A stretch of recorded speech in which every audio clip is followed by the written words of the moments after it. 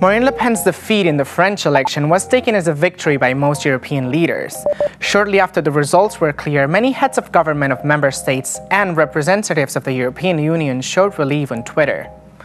Emmanuel Macron's victory in France ensures the continuity of the EU and the Eurozone.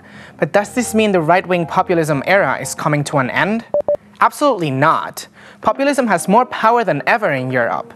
Far-right parties have representation in the parliaments of 15 European countries, and they hold the governments of 2 of these states. But what is this thing we call populism? Most centrally, it's about a movement trying to mobilize ordinary people to rise up against elites. Very often when it's done, it's at the expense of some marginal or outgroup that gets demonized as taking the place of ordinary people.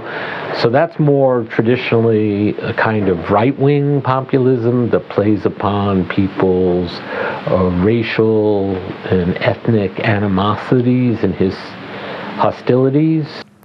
Most far-right populist leaders in Europe and the US are anti-immigration, anti-Islam, and anti-globalization.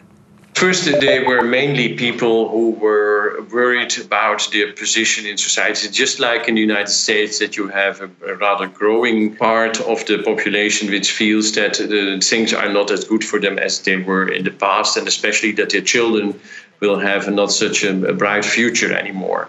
They fear for their jobs or have already lost their jobs, and they fear that newcomers, the immigrants, will take their jobs and also will push them into unemployment. That's the fear of many people, and also that they get estranged from their own culture. Back to France, Le Pen lost the election, but she got 36% of the votes. This means 1 in 3 voters supported her ideas, and they are not going away. France elects separately the head of state and the House of Representatives. Le Pen's party, the National Front, can still gain a lot of power in the legislative election coming up in June. If they manage to control the House, Macron will have a hard time completing his political agenda. While far-right parties haven't made it to the government in many countries, they have already shifted the political conversation. Populist movements appeal to feelings like anger. That makes them very hard to fight with rational arguments. But not all populist movements come from the right.